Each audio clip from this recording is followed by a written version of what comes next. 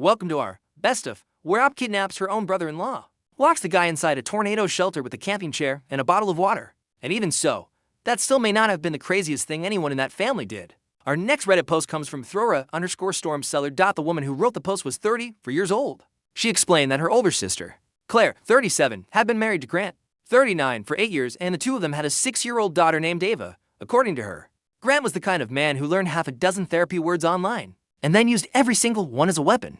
So, if someone cried, he said they were dysregulated. If someone disagreed with him, he said they were projecting, and if he did something disgusting, he called it setting boundaries. A poet, a true Picasso of gaslighting. The whole family adored Grant. Of course they did. He brought expensive wine at Christmas, made brisket in the summer, remembered the neighbors' dogs' names, and called his father-in-law chief. That kind of man fools people easily. Not because he's a genius, but because a lot of people confuse polished manners with character. Claire, on the other hand, had been getting worse for almost a year. She was too thin, too anxious, too quiet. Grant told everyone she was going through a hard phase, that she was very sensitive, that he was holding everything together. Translated from his language into the language of the living, he was laying the groundwork to look like the patient husband of an unstable wife. During the holiday week, the whole family went to the parents' lake house. Claire had undergone a dental procedure the day before, so she was groggy, swollen, and asleep most of the time. Grant, curiously, seemed weighted cheerful for a man supposedly worried about his wife's recovery. On Saturday morning, around 6, Ab woke up because she heard voices outside. She got up, walked to the back porch, and saw Grant near the dock, speaking softly on the phone. She couldn't hear everything, but she heard enough to make her blood run cold. He said, "I already got the passports. As soon as she signs on Monday, I'm leaving with Ava." No, her sister is dramatic, not smart. It's always delightful when a sociopath underestimates the only useful person in the family. Ab did not confront Grant right away. Instead, she did something that, honestly, everybody pretends they wouldn't do, but absolutely would. She went into the guest room where Grant had been sleeping and snooped through his luggage. Inside, she found her sister's and niece's passports, Ava's birth certificate, 2 envelopes filled with cash, a folder containing copies of bank statements, a draft of an emergency custody petition describing Claire as dependent on painkillers, and a printed travel itinerary for Nashville that very night, one way. Because getting back is harder when your conscience has already been sold for airline miles. And Mistress Perfume on Grant's laptop, which was sitting in the kitchen because men like him think privacy is for other people. There was already a drafted email to the little girls' school asking them to remove Claire from the list of authorized pickup contacts starting Monday. There was also a folder called taxes, because every mediocre criminal thinks the best hiding place in the world is a folder called taxes. Inside it, Op found screenshots of messages with a woman named Haley. In one of them, Grant wrote, "She's going to fall apart when I leave. Everyone already thinks she's unstable. Ava stays with me. The money too." At that point, Op said she did not think of calling the police first because it felt like one of those situations where a cop would look at it, scratch his head, and say, "Well, he's also the father." Meanwhile, Claire was upstairs, sleeping in a medicated haze. The little girl was still in pajamas watching cartoons, and Grant was planning to leave with documents, cash, and a fully prepared narrative. So Op improvised. She went to the tornado shelter next to the garage and unlocked it. Then she went back inside, fake panic, and said she had heard a strange noise down there, like a pipe had burst. Grant, at the peak of the confidence of a man who thinks he is the smartest person within a 50-mile radius, went to check. The second he walked down the stairs, Op shut the metal door, slid the bolt, locked the padlock, and grabbed his phone and car keys, which were on the counter. Yes, she literally kidnapped her own brother-in-law. Not energetically, not metaphorically, literally. Grant immediately started screaming from inside, threatening lawsuits, police, prison, hell. All at once, Op yelled back that he would get out when Claire woke up and saw with her own eyes what her caring husband had been planning. According to her, he changed his tone in about 5 seconds, which is very typical of a professional coward. First he called her crazy, then abusive, then accused her of having always been jealous of their marriage. Because people like that cannot even improvise an insult. They just keep pulling from the catalog. 2 hours later, Claire woke up. She was confused, in pain, and had that devastating look of someone who had suspected something for a long time, but never had enough proof to let her own brain believe it. Op showed her the passports, the screenshots, the emails, the petition, the itinerary. Claire stayed silent for a while and then asked a question that, honestly, ended the whole story in one sentence. She asked, "Did he already tell her about my mother's money?" Because you see, the hole had no bottom. It had an elevator. As it turned out, months earlier, the sister's mother had sold an old property inherited from their grandmother. Some of the money had gone into investments, and part of it was sitting temporarily in a joint account in the parents' and Claire's names, because Claire had been helping her mother reorganize everything after surgery. Grant knew that account existed. He knew the schedule. He knew parts of the passwords. He knew far too much for a son-in-law who claimed to hate financial drama. At that point, Op realized his plan was not just to leave town with the child. It was to leave town with the child, the money, his reputation intact, and his ex-wife stamped as mentally unstable. The full package. A premium-level bundle of treachery. Claire started crying. Not pretty movie crying. Ugly crying. The kind that comes when years of small humiliations finally organize themselves into a clear image. Their father wanted to open the shelter right away to handle it like a man, which, in his case, meant yelling and maybe having a heart attack. Their mother, in a performance worthy of comic opera, asked whether it was really necessary to keep Grant trapped like that. Of course, mother. The real problem there was the etiquette of the captivity. The spa towel service must have been lacking. Call the lawyer friend. The friend gave very simple instructions. Photograph everything. Upload everything to the cloud. Call the police. Do not return his phone. Do not argue narrative with a sociopath. Perfect. When the officers arrived, Grant was already in full wounded saint mode. He said he had been attacked by an obsessed sister-in-law. That Claire was confused because of the medication. That the documents were with him because he was organized. Bad luck for him. His phone disagreed. His laptop disagreed. The screenshots disagreed. Haley, without even knowing it, also disagreed. The police did not arrest Grant on the spot, but they also did not treat it like some simple family dispute. They took photos, copies, the computer, and then the phone, voluntarily handed over for inspection, which must have made Grant's heart slide straight down into his Italian shoes. Claire was advised to get a family lawyer immediately and not let Ava be alone with him until things were clarified in court. Grant, finally released from the shelter after almost 4 hours, came out saying he had been traumatized. 4 hours, with ventilation, water, light, not even a single Coldplay song playing in the background. He'll survive. Up ended the post by asking whether she had gone far. Because, in her words, she knew perfectly well that locking a human being inside a metal box would normally land on the wrong side of the moral line. But according to her, if she had not done it, her sister would have woken up without her daughter, without the passports, without the money, and with an emergency custody request knocking at the door. So then, Reddit, was she the asshole? In the comments, the whole thing collapsed even further.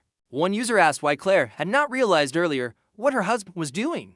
Op answered that she had realized it gradually, but Grant controlled everything. He convinced Claire that she was bad with finances. He said she forgot things. He insisted on attending all of her medical appointments. He read her emails. Once, he even said in front of the family that Claire shouldn't handle anything important while under the influence of her own anxiety. Small sentence. Massive destruction project. Another comment asked why Op had not simply woken Claire up first. OP replied that Claire had taken her pain medication less than an hour earlier, felt terrible, and that Grant was already dressed and ready to leave early with Ava to go buy donuts. Yes. Because apparently every attempted family kidnapping begins with donuts. It's almost cute if the person involved is a moral caterpillar. Some people said Op should be arrested. Some said she deserved a medal. And then there was one comment that summarized it better than anyone else. You didn't kidnap your brother-in-law. You quarantined the trash until pickup arrived. Poetry, art, public service. 2 days later, Op returned with an update. And, my God, it got worse. Claire had managed to access another joint account and discovered that over the previous 6 weeks, Grant had been transferring small amounts of money into a shell company registered in another state. The company's name, Northline Consulting.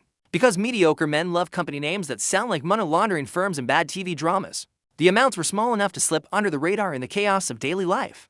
But added together, they totaled more than $38,000. Ava's school confirmed that they had already received an email from Grant, asking them to update her contacts and informing them that her mother was going through a delicate process of medical stabilization. See, he wasn't improvising.